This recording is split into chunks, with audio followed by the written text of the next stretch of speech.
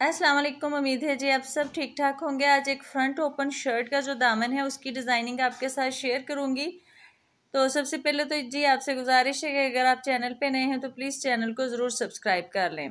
अब जी ये front open shirt है। मुझे कुछ दिन पहले जो है एक मैसेज आया था कि फ्रंट ओपन शर्ट पे या फ्रॉक पे जब हम ऊपर कपड़ा लगाते हैं तो हमारे कपड़े में झोल आ जाता है। ये वाला जो बॉर्डर होता है ना, ये जब लगाते हैं तो बॉर्डर में झोल आ जाता है, क्योंकि आपने देखा होगा कि कपड़े का जो रुख होता है वो इस तरह जब बॉर्डर पे प्रिंट हुआ होता है तो वो चेंज होता है। सबसे पहले तो जी आपने क्या करना है कि बॉर्डर के नीचे से पट्टी जो है वो कटिंग कर लेनी है। जितनी पट्टी आप रखना चाहते हैं सिर्फ उतनी ही रखनी है, ठीक है।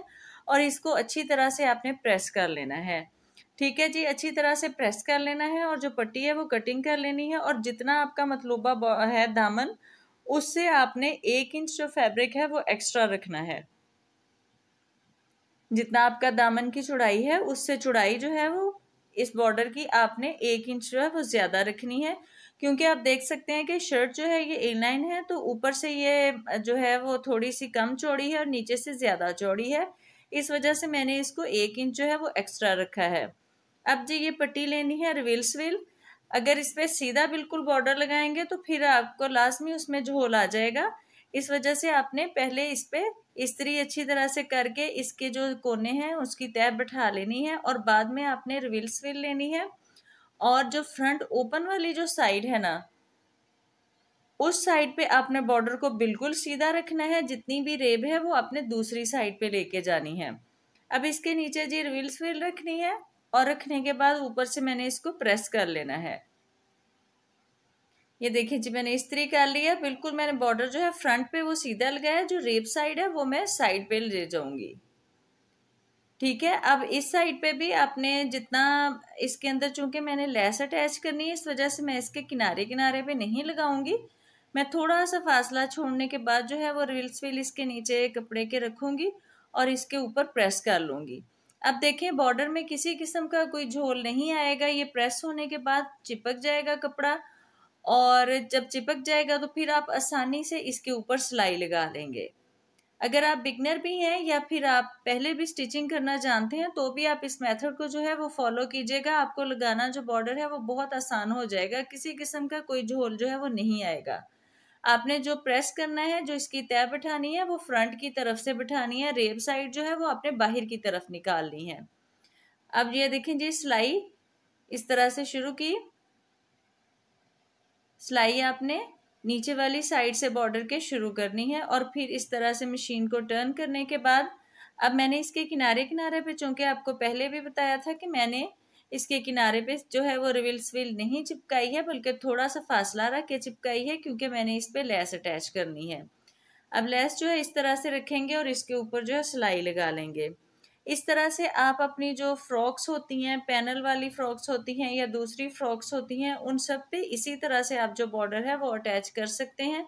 बहुत आसानी से अटैच हो जाएगा, आपको किसी किस्म की कोई दिक्कत भी नहीं होगी और आप आसानी से बॉर्डर जो है वो लगा लेंगे। एक ही सिलाई में जो आपका काम है वो मुकम्मल हो जाएगा सिलाई का और बॉर्डर लगाने का। पहले आपने रिविल्स विल से ज़रूर इसको चिपका लेना है। अब ये देखिए ऊपर से आपको लग रहा होगा कि कपड़ा 1 इंच से ज्यादा है, जबकि नीचे वाली साइड जो थी इसकी वो थोड़ी सी रेब है, तो वहां पे कपड़े का मार्जिन थोड़ा कम था। अब मैं साइडों पे इसकी जो कटिंग है वो कर लूंगी। दोनों साइडों पे मैंने इसी तरह से लगा के तो दोनों साइडें तैयार कर ली हैं। अब दामन की मजीद डिजाइनिंग किस तरह से करनी है जी, इसका मेथड आपके साथ शेयर करते हैं। ये जी मैंने एक कपड़े का चौकोर जो है वो टुकड़ा ले लिया है और 4-4 इंच इसकी मैंने रखी है। दोनों साइडें जो है इसकी वो 4-4 इंच ही हैं। अब मैंने इसको इस तरह से ट्रायंगल इसका बना लेना है। ट्रायंगल बनाने के बाद दरमियान में भी इसके क्रीज बना लें। अब ये जी मैंने डोरी लूप्स बनाए हैं। लूप्स बनाने का तरीका मैं काफ़ी दफ़ा आपके साथ शेयर कर चुकी हूँ, आप वो वीडियोस देख सकते हैं। लूप की जो लंबाई है वो मैं 3 इंच रखूँगी। 3 इंच का जो लूप्स है वो बना लिए हैं मैंने इस तरह से, और इसको दरमियान में रखेंगे और ये वाला जो ट्रायंगल है ये फोल्ड कर देंगे। ये फोल्डिंग ट्रायंगल वाली जो दामन की डिज़ाइनिंग है या बाजुओं की डिज़ाइनिंग है वो बहुत ज़्यादा आजकल ट्रेंड में है, बनाने बहुत आसान है। तो इस तरह से ये देखें आपने बना लिया। अब इसके ऊपर सिलाई लगा लेनी है। सिलाई आपने ज़रूर लगा लेनी है। ये इस तरह से मैं काफ़ी सारी जो पट्टियां हैं वो तैयार कर चुकी हूँ। अब इनको लगाना किस तरह से है, लगाने के लिए सबसे पहले तो मैं इसका जो साइडें हैं उसका मैं 1 इंच का कपड़े का मार्जिन छोड़ूंगी। ये 1 इंच जो है ये हमने पलटा पट्टी लगानी है, पाइपिंग करनी है, या वैसे ही दामन को फोल्ड करना है, ये उसके लिए छोड़ना है। 1 इंच पे निशान लगाने के बाद फिर आपने पट्टियां जो है वो ऊपर रख के तो काउंट कर लेनी है। मेरे दामन पे टोटल ये जो 9 पट्टियां हैं ये लगी हैं, क्योंकि ये 1-1 इंच की थी। ये जो मैंने तैयार की है ना ट्रायंगल, इनका जो है नीचे से जो इनका फासला था वो तकरीबन 1-1 इंच का ये बनने के बाद है। ये देखें जी, इस तरह से पूरी कर लेनी है। ये 9 पट्टियां टोटल। अब आपने पहले इनको दामन पे नहीं अटैच करना, पहले आपने इनको अच्छी तरह से इस तरह से सेट कर लेना है। सेट करने के बाद इनके ऊपर मैंने लेस लगानी है। ये वाली जो लेस है ये लगानी है इसके ऊपर। लेस की आपने सीधी साइड लेनी है। ये देखें, इस तरह से रखना है और सीधी साइड से ही रखना है, ठीक है। ये ऊपर रख के उसके बाद आपने इसके ऊपर जो है वो सिलाई लगा लेनी है। ये देखिए किनारे किनारे सिलाई मैंने लगा ली है, ठीक है। सिलाई आपने बिल्कुल लेस के जो किनारा होता है वहां पे लगानी है। अब इसको इस तरह से पलट के रखना है। अब सिलाई चूंकि हमें नीचे से नजर आ रही है कि हमने कहाँ लगाई है।